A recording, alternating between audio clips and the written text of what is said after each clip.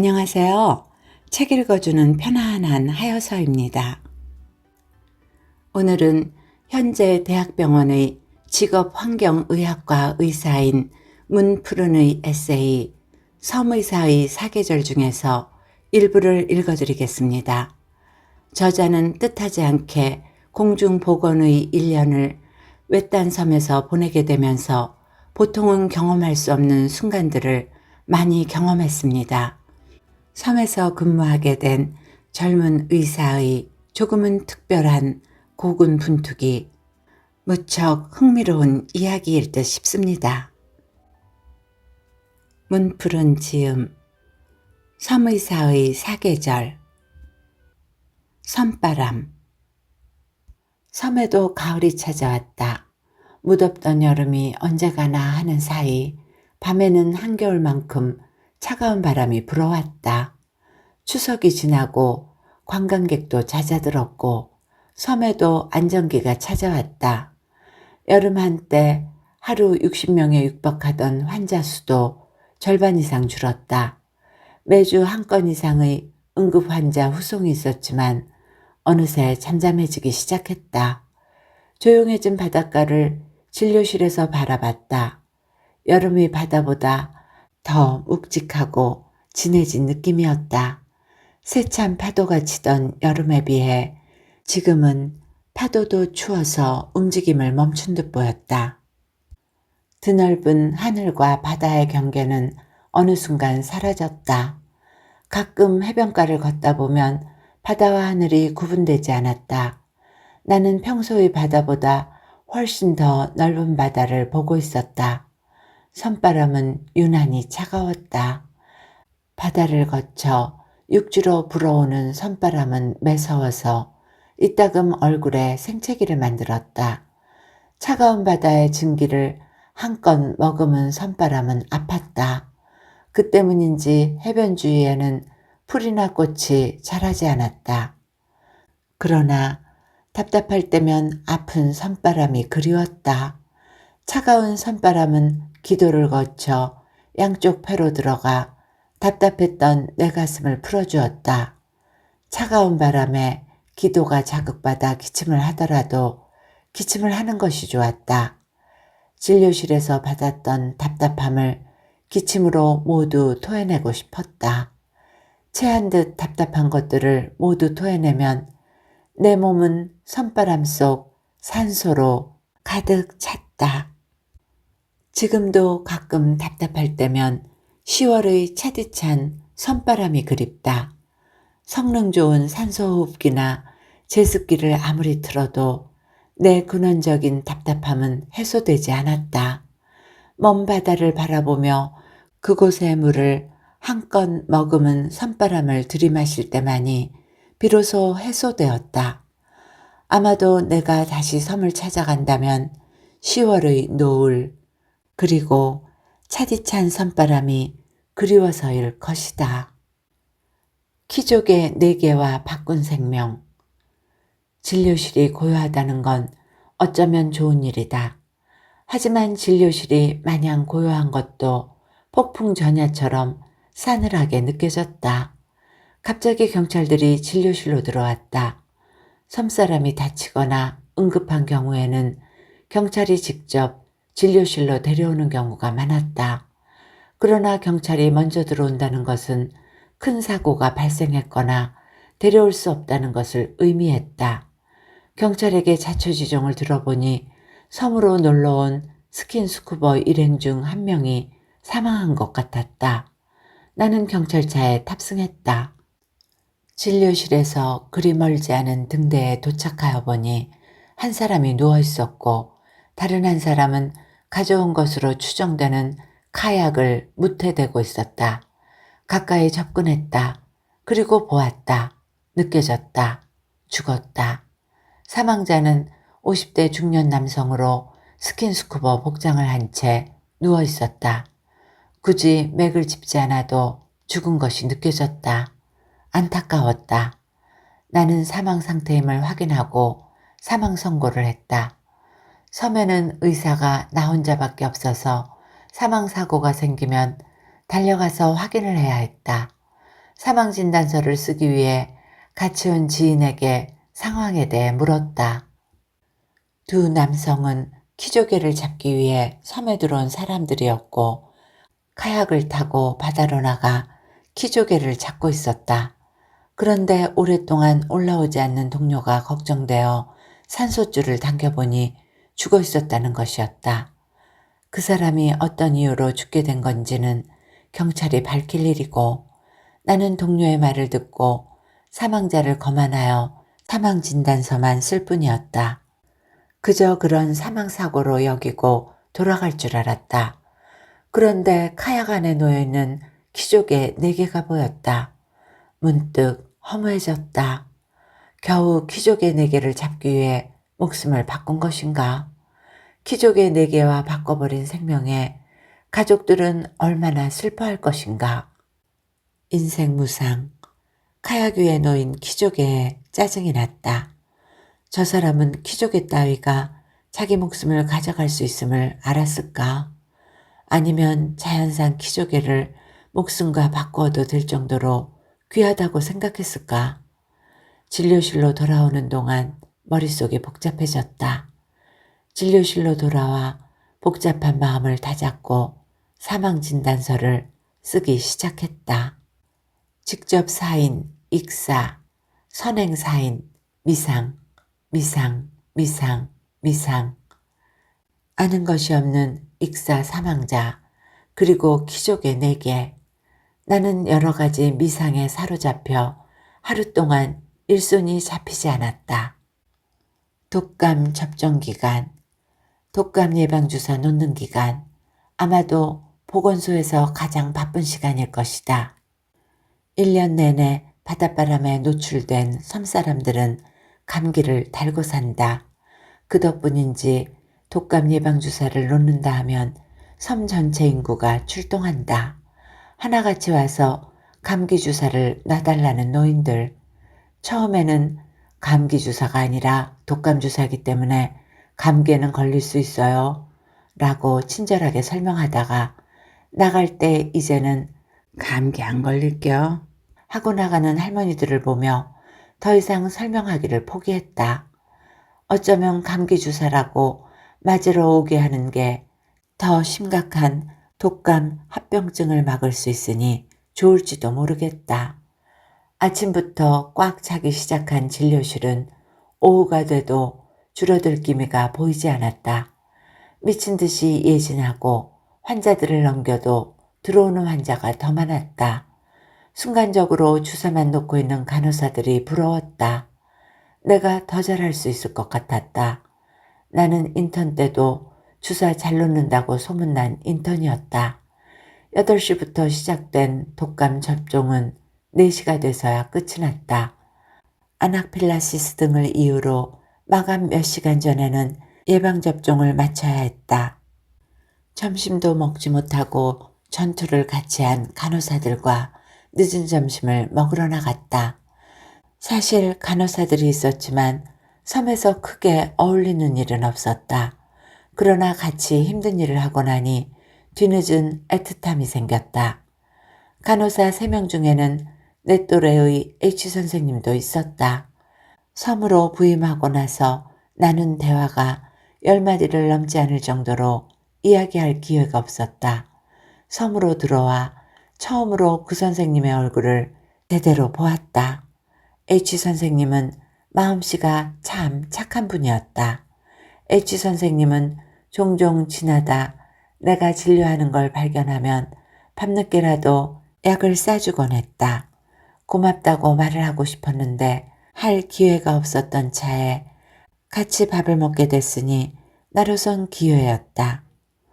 선생님, 저 가끔 도와주셔서 감사해요. 네? 밤에 혼자 일하고 있으면 종종 도와주셨잖아요. 아, 네. 쌤, 괜찮으세요? 가끔 모습 보면 안 쓰러지시는 게 신기할 정도였어요. 그러게요. 그래도 S 선생이 들어오고 나선 많이 나아졌죠. 선생님, 힘내세요. 얼굴에서부터 선함이 묻어났던 H 선생님. 고맙고 동료로서 애정이 가는 그런 사람이었다. 배가 고파 비싼 자연산 매운탕을 호로록 내 음식인 양 와구와구 먹었다. 소주도 한잔 했다. 그 소주 한 잔으로 힘들었던 하루를 날려버리려고 했다. 서로 힘을 합쳐서 이겨내는 하루하루가 보람되고 뿌듯했다. 좋은 사람과 같이 일한다는 것 자체로 피로를 잊게 해주는 무언가가 있다고 생각한다. 가끔 내가 경험했던 좋았던 에피소드들은 의사로서 다른 동료들의 피로를 잊게 해줄 수 있는 존재가 되도록 노력하는데 많은 도움을 주었다. 그것이 결과적으로는 환자들에게 좋은 영향을 미쳐 바람직한 시너지를 내는 것은 분명하기 때문에 여전히 노력하는 이유이기도 하다. 외압. 임기제 공무원으로 살면서 가장 스트레스는 결재권자의 지시였다. 공중보건의사는 참 애매한 위치에 있었다. 의료법에도 나와 있듯 의사는 본인의 판단하에 처방한 사실에 스스로 책임을 진다. 결정권 자체가 부여된다는 점에서 결정을 자유롭게 할 수는 있으나 그 결정에 책임을 져야 하는 막중한 임무도 생긴다. 그러나 의사가 공무원으로 편입되면 우스꽝스러운 일이 벌어진다. 나는 공중보건의로 편입되었지만 실제 하는 일은 시중병원에서 하는 일과 다르지 않았다. 병원에 소속된 의사라 하여도 병원 내에서 내 술기나 의학적 판단에 태클을 걸지 못한다. 잘못한 행동에 대해 징계를 받을 뿐이었다. 그러나 나는 보건소에서 일하며 사사건건 하는 일에 외압을 받았다. 보건소 직원들은 의료 업무마저 행정적으로 처리할 뿐이어서 내 의학적 판단보다는 그들의 행정적 편리함을 중요시했다.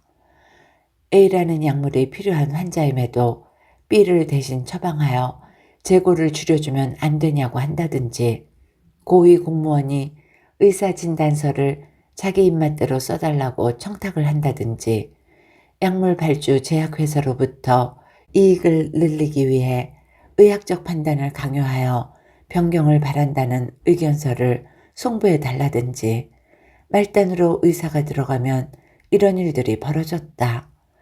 결재권자의 지시사항을 따르지 않으면 어떻게 될까? 공중보건의라는 특수한 지위 때문에 그들에게 굴복할 수밖에 없었다.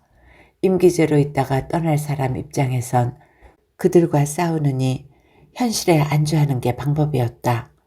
그나마 환자에게 피해를 끼치지 않는 선에선 괜찮았다.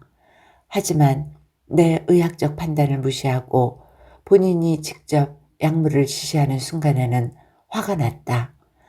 나는 결재권자에 반하는 행동을 할 때마다 보복 아닌 보복을 당했다. 나는 예전부터 융통성 없는 사람이란 말을 들었다. 조금이라도 정의에 흐트러지는 행동을 보면 그냥 지나가질 못했다. 그것이 설사 귀찮고 힘들더라도 그렇게 바꾸고 싶었다. 사람들은 왜 굳이 그러냐고 했다. 그러면 내가 할 말은 하나뿐이었다. 잘못된 것을 바로 고치는 게 잘못된 것인가? 그 덕분인지 섬 사람들은 나를 좋아했다. 이장이라고 더 좋은 약 받고 독거노인이라고 덜 받는 일은 내가 있는 동안 있을 수 없었다. 돈이 없는 할머니라 하여도 새벽 1시에 아프다고 하면 주사기와 앰플을 들고 눈을 비비며 집까지 왕진을 가던 나였다. 누가 시켜서 한 것도 아니고 그저 내 기준에 따라한 것이었다. 사람들은 세상 만사가 정의롭지 않다고 한다. 모두가 정의로움을 생각하지만 정작 정의로움을 말하면 왕따가 되거나 잘난 척한다고 배척당한다. 그래서 정의로운 생각을 가진 사람이어도 정의로움을 펼칠 수 없다고 한다. 그러나 그것은 핑계일 뿐이다. 나 하나로 세상이 바뀌겠어 하는 마음이 아니라 나 하나로부터 세상이 바뀐다는 마음을 항상 품는다. 세상이 정말 정의롭지 못하다면 결국 내 이상적 생각도 이루어지지 않을 것이기 때문이다. 그러나 내가 이렇게라도 생각하는 이유는 이 사회가 정의롭고 결국은 정의로운 세상이 될 것이라 믿기 때문이다. 악성 민원인. 짧지만 공무원으로 살면서 공무원들이 가장 두려워하는 것은 민원이었다고 생각한다. 제대로 응대하지 않는 공무원에게 민원을 넣는 것은 당연한 행동이다. 그러나 민원이라는 무기로 비윤리적인 행동을 강요하거나 무례하게 협박하는 것은 갑질이라고 생각한다. 의사인 나보다도 만만해 보이는 간호직 공무원들에게 협박하는 악성 민원인들이 많았다. 하지만 내게도 그러는 사람들이 없진 않았다. 한 번은 두통이 심한 환자가 링거를 놔달라며 진료실을 찾아왔다. 보건소의 기준에 따르면 링거는 실혈이 있는 응급 환자 또는 교통사고 환자에 한해서만 처방이 가능했다. 또한 링거 자체가 어떠한 통증을 줄여준다는 의학적 기준도 없다. 따라서 나는 진통제를 처방하며 환자를 돌려보냈다. 사실 나는 그전부터 알고 있긴 했다. 이전부터 링거 놔달라는 요구로 진료실을 쑥대밭으로 만들어 놓은 전력이 있는 악성 환자였다. 그러나 그렇다고 내가 그 사람 요구를 들어줄 리 만무했다. 아니나 다를까 내가 아닌 간호사에게 쌍욕을 퍼부으며 진료실 의자를 헤집기 시작하는 그 사람. 겁먹은 간호사들은 문을 닫고 웅크리고 있었다. 겨우 약을 싸서 환자에게 내민 약봉투. 그러나 그 사람은 스티브 블레스 증후군 강속구 투수로 빙의하여 창밖으로 던져버렸다. 모든 상황을 관망하던 나 웃으며 그 사람을 내보내기로 했다. 화를 내는 사람은 상대방이 화가 나기를 바라는 사람이기에 내가 화를 내지 않는다면 분을 사귀지 못해 더 힘들 게 뻔했다.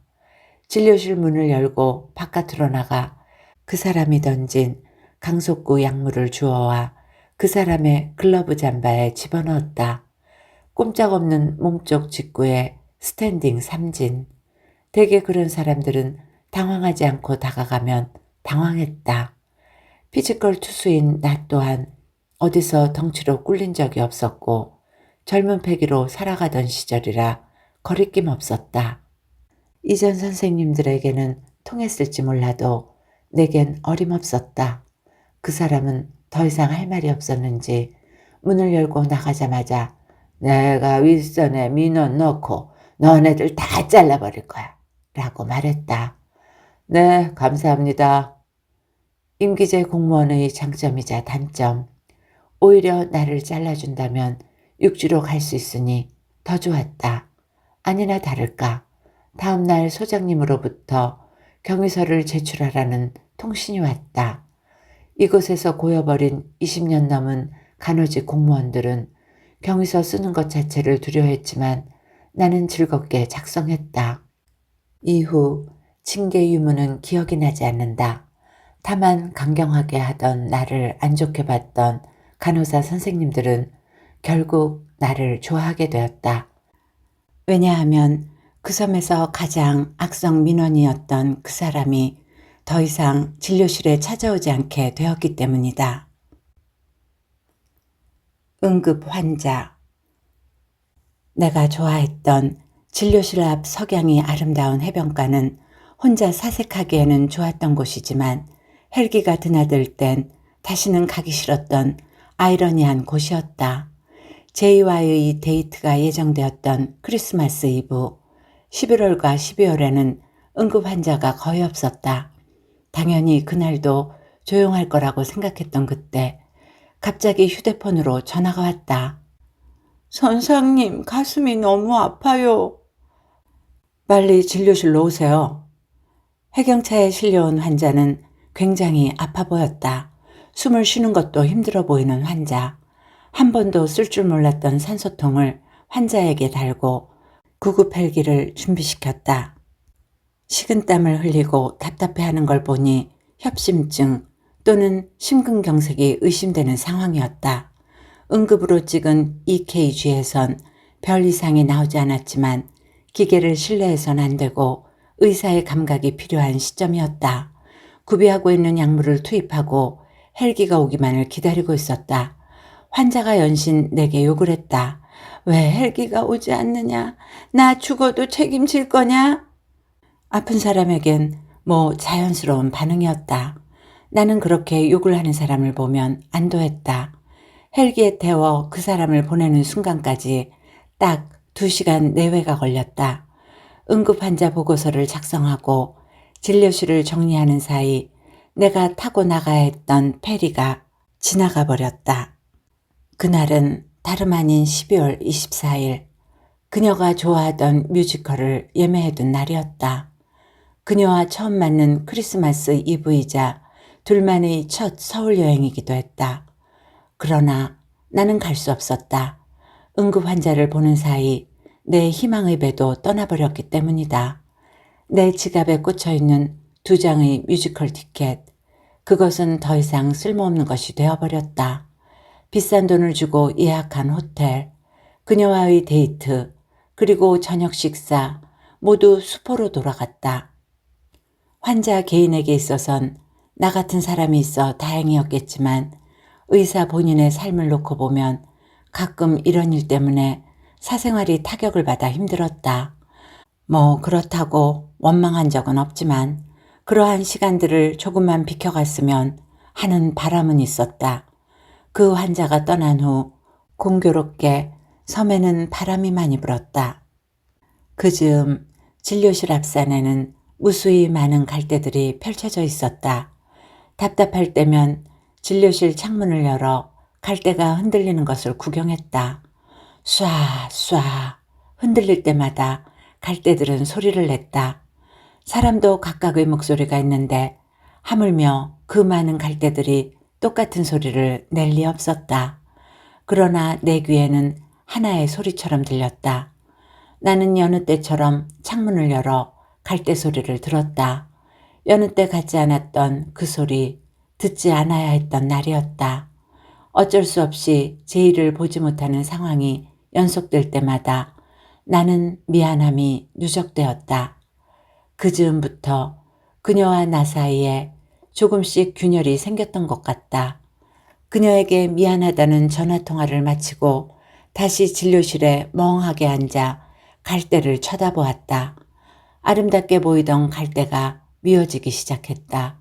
소리조차 듣고 싶지 않았다. 나는 그 이후로 진료실의 이중창을 닫고 햇빛이 보이지 않도록 블라인드를 내렸다. 그리고 그 블라인드는 내가 섬을 나갈 때까지 올라가지 않았다. 나는 다시 언제 육지로 나갔을까? 크리스마스가 훨씬 지난 2주 뒤인 새해 첫 주 주말이었다. 이별. 섬에서 근무하면서 알게 된 환자들과의 이별, 같이 근무했던 S와의 이별, 간호사와 이별, 1년간 동고동락하며 환자들을 돌봤던 그들과의 헤어짐은 생각보다 아쉬웠다. 특히 S 선생과의 이별은 더 아쉬웠다. 그 선생님이 있어 섬 생활을 잘 버틸 수 있었고 마음이 잘 맞았기에 환자들을 보는데도 시너지 효과가 났다. 그는 의사이지만 유연한 사고를 하는 사람이었다. 사랑관계를 잘하던 그 선생은 분명 지금도 좋은 의사로 살고 있을 것 같다. 진료실의 듀오 간호사 선생님, 내가 가끔 과하게 대응할 때면 초인적인 공무원력을 발휘한 덕분에 큰 문제 없이 나갔다. 가끔 해주시던 삼계탕과 매운탕은 맛있었다. 내가 가장 좋아하던 환자분이 있었다. 그분은 종종 맛있는 음식을 만드시고 초대해서 잔치를 여셨다. 육지로 떠나보낸 아들딸이 그리워서 그렇게 생각했는지는 모르지만 섬에 와서 힘들게 사는 총각에겐 더할 나위 없는 시간이었다. 그리고 그분은 내가 그녀와 몇 주간 지낼 당시 음식이 없을 때에도 맛있는 음식을 주셨다. 내가 섬을 떠나기 하루 전 할머니 집에 델몬트 주스 박스를 들고 찾아갔다. 당연히 할머니가 계실 거라 생각했는데 계시지 않았다. 생각해보니 그맘때는 어벙기였다. 바지락으로 하루에 20만 원은 거뜬히 번다던 할머니였다. 10분 정도를 서성이며 기다렸다. 이곳을 떠나면 더 이상 할머니를 보지 못할 것 같았다. 물론 나도 이 섬에 다시 오고 싶지는 않았다. 30분이 지나도 오시지 않았다. 나는 자연스럽게 할머니 집으로 들어가 종이에 글을 남기기 시작했다. 할머니, 보건소 의사 아무개입니다. 그동안 좋게 봐주셔서 감사했습니다. 저는 내일부로 이 섬을 떠납니다. 얼굴 뵙고 가고 싶었는데 이렇게 나가게 됐습니다. 섭섭하시겠지만 곧 뵐 수 있기 바랍니다. 건강하세요.